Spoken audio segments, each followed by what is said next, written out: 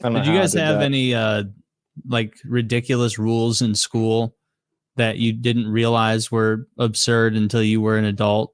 All right. So, did you have a noise monitor at lunch that was a street lamp? It's red light, green light, yellow light. And if you talked too loud as a group, it would go to yellow. And if it went to red, you got quieted for like 3 minutes, like no talking. Yes. Yeah, in grade school, we didn't have a light, but we had whoever the narkiest teacher was would stand there. And if she thought it got too loud, she'd be like, quiet time. We had a system, an automated system. And you could see like the drone of 150 kids eating, and you'd see it go yellow and be like, oh, find it down, because if it goes to red, it would be a couple minutes of just dead silence. They'd shut us the fuck up. All right, everybody, shut the. I think alarm went off. It was like prison. Damn, you had a more intense sound system In both my elementary schools, by the way, because I did kindergarten and a different one, and then moved and did the rest of my elementary school somewhere else, and both of them had that system exactly. It depended what teacher was in charge that day for how strict they were. The first grade teacher was strict. The kindergarten teacher was not, if I recall. I'm trying to think. I mentioned many times our lunch was super short because of the fights. Because of the fights. Just like prison. Just like, our lunch was like 6 minutes long or something, but it was a little longer because the school was big. So you had like 6 minutes to get to classes. So all three of those time, like going to it, the lunch, and then getting away from it was like 18 minutes combined. So you could wolf down food, maybe finish it in the hallway on your way to class. And damn, I thought our lunch was bad in middle school. Like in middle school, we had 30 minutes, which is short when you're like waiting in line and everything if you didn't bring your lunch. And it was at 10:30 a.m. And so you'd be eating at 10:30, and like you'd just have hundreds of kids visibly cranky and tired by like 1 or 2 p.m. because you basically had breakfast, and then 2 hours later you had lunch, and that sucked. They were not fueling us for success in that cafeteria. We had that too. Lunches went from like 10:30 to maybe 1:30 or something like that. But I got to say, our educational system is kind of embarrassing, on a global scale. Like, I wouldn't want someone from Denmark to come and look at our, there's that whole thing about taking the Russian premier and showing him our grocery stores back in the Cold War, and like him crying or whatever. However, how much of that was true, who knows? But I don't know if I'd want to show like a guy from Scandinavia, an American elementary school. Like, you're going to sit here with a kid all day. This is Tommy. You shadow Tommy and see what it's like to be a typical American third grader in a school. He'd get to lunch and he'd be like, "What? This is slop." Yeah. Like the honest. He's 10, but he fights at a 8th grade level. like our lunchroom food in public schools it's not as good as prison food. Prison food is better. Prison food is 100% better. That was the only good thing Michelle Obama did. Actually, I don't know anything else that she did do. So I guess she has a good track record in my mind of Did you have to get good food. Did y'all have soda machines like with real soda in them? Briefly, and then they would like control it by only having it on in certain windows, and those windows got more and more scant. All the way until 9th or 10th grade of high school, there was cherry Coke in the machine for 50 cents. I think. Yeah, 50 cents. That's what a canned soda costs, and everything's $1. Like it was Coke machines with everything that comes in a Coke machine. And then in 9th or 10th grade, some politician decided the kids were too fat, and then we needed fruit juice instead at worst. And so, do you remember the drink Fruitopia? Oh, I remember Fruitopia. Yeah. Fruitopia is this juice drink. That's not even juice. That's like soda. It's like soda with bubbles. no carbonation. And it makes your mouth feel kind of weird when you drink one, like your teeth get gritty against each other. and so they replaced it with that. And it's like, what the fuck? All you did was take our delicious, I was drinking Diet Coke anyway, or Diet Pepsi. Now I got to drink this fucking thirsty drink. Pepsi in Georgia, that's sacrilege. The drier your mouth fucking gets. That's Fruitopia was awful. They did that with soda machines in my high school. Like they always had like the normal soda machine too, but often it wasn't on. But I remember there being times where I'm like, you know what? I'm feeling a little health conscious today. I'm just going to get a nice 32-ounce blue Gatorade, which has like 3 times as much sugar as and just sodium Pepsi as well. Which you don't need. Michael Jordan assured me that's an athletic food. Oh yes, yeah, and it was not. It's like, yeah, nice mild sweat in gym, better replenish. Well, I did see. on TV yesterday, I saw Michael Jordan talking about how Mia Hamm was a bitch, and anything that she could do, he could do better. And I want to be more like Michael Jordan, less like Mia Hamm. Obviously, was it Larry Bird? Did they have that commercial? No, it was Michael Jordan and Mia Hamm running through like a savannah in Africa, and I always hated those commercials because sure? I'm pretty sure. Because Michael Jordan would be like, they'd be saying that like anything you can do, I can do better. Mm-hmm. I can do anything better than you. And I'd be like, Mia, what? You're crazy. Michael Jordan would beat your ass in any athletic. Give Michael 3 weeks with a soccer ball and you're in trouble. Like, because it's Michael Jordan. And this was like 2002 or something, 2000. I don't know. It's Jordan and Barkley and Larry Bird. That's what it is. It's Jordan and Larry Bird going back and forth, topping each other. And then at the end, Charles Barkley's like, "Can I play too?"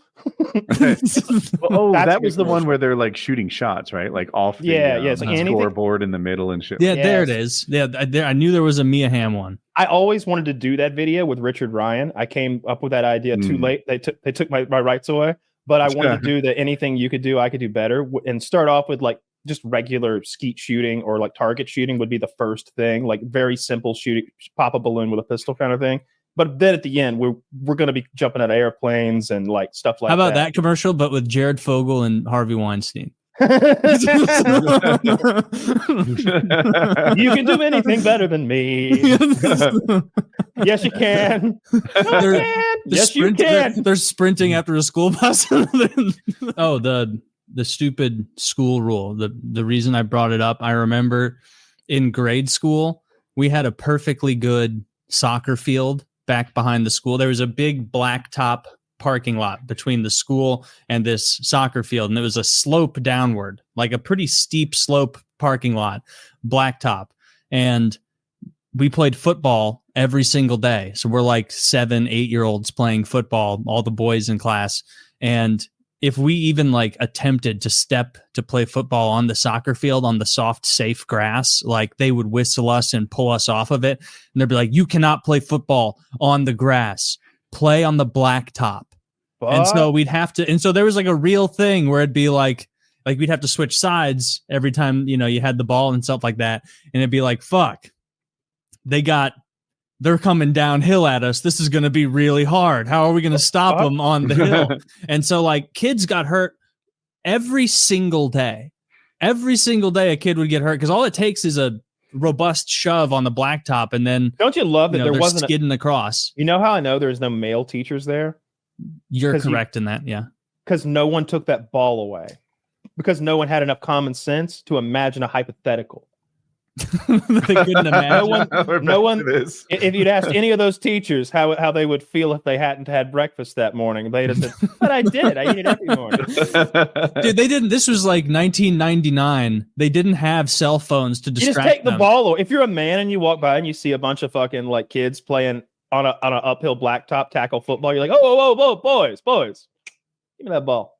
Why couldn't you play on the grass? I don't know. I remember it being drilled into our head. Like someone would go on the grass to start playing. Some new kid and they'd be like, whoa, like stop it. We don't want to play on the grass. We're only allowed to play. We're only allowed to shove each other over on the blacktop. That's because the blacktop won't get damaged like the grass will. That's true. And like, dude, but those times where you had to be on offense going uphill, that was tough. These were not fair games that they made us play at all. And it wasn't until adulthood that I was like that stupid bitch teacher. Like there was probably no stated reason we couldn't go on the soccer field to play. Cause like the intensity, so the grass was better. Yeah, probably, but it's not like what games were happening on this like grade school fucking soccer field. Nothing that intense, and we were like 8 years old. It's not like we're barreling into each other, tearing up the grass. Like that was retarded. I hated that.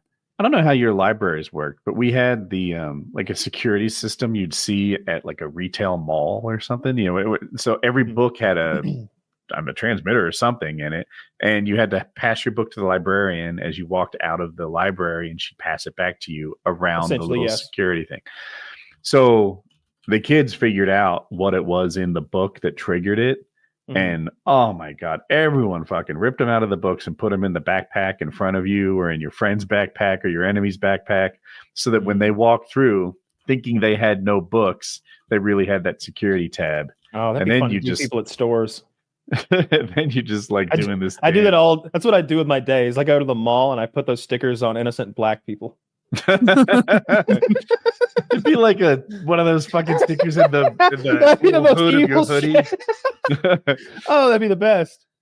Oh. I remember my we grade had the school same library system. had like one section that all the boys were always like trying to get to desperately, and it was just like big picture books that showed like guns or swords or shields or like tanks or warfare stuff throughout the ages.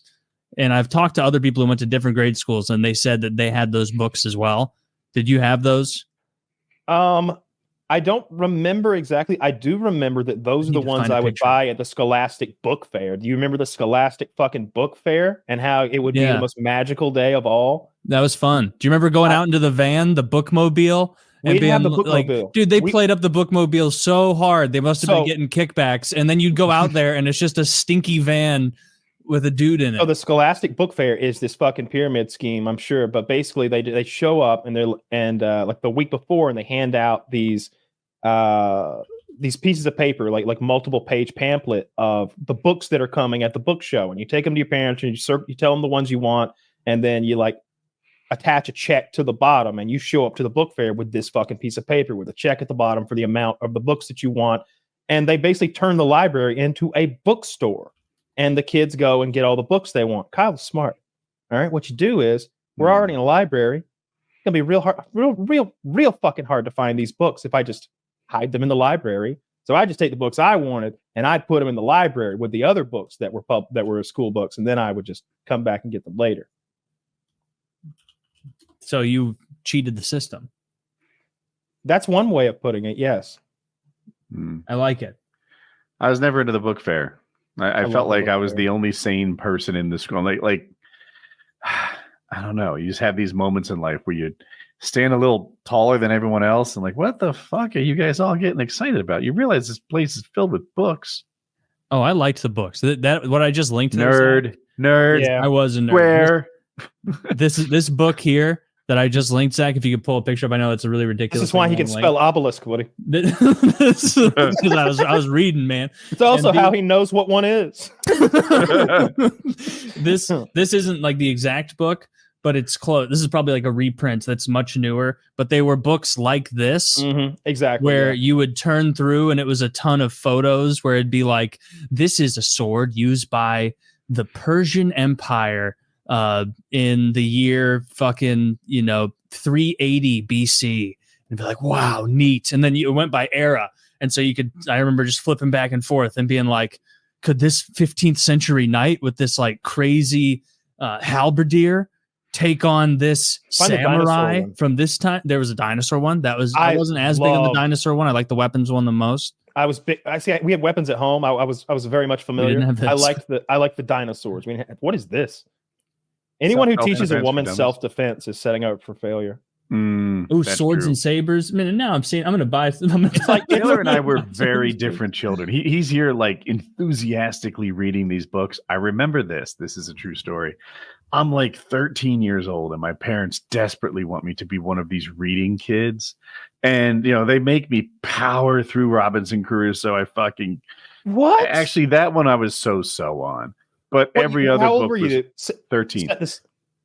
Okay.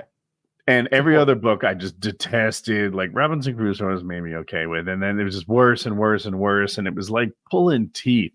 So here's my parents, different than most parents. They're like, maybe Penthouse Letters. Maybe he'd willingly devour Penthouse Letters. And they never bought it for me, but I would have. I liked adventure books. Mom, I don't want to read about this guy getting head. Oh, I definitely did. It didn't work. It didn't make you a rapid reader. It didn't make you hungry for knowledge. It just made you. I did read Penthouse Letters. I just had to find it on my own. I liked My Side of the Mountain, about a young boy who goes up to the Catskill Mountains in upstate New York. That was a good one. He just runs away from home and with his the books he's been reading, and survives. He lives inside of a hollowed out tree. He takes a peregrine falcon, the fastest bird in the world, from its nest and raises it and makes it his falcon that he uses to catch small game and stuff. He does all sorts of. He makes like acorn pancakes. It's just. And I think there's a sequel to it called Hatchet. I think I read that. Yes. Swiss Family Robinson. All those adventure books and anything where someone went out and like, oh, I love the Boxcar Children, mostly just because they were living on their own out in the wilderness in that fucking boxcar. I didn't realize like how sad those books were when I was reading them. Lesbian Book Club equals PKA. Thank you.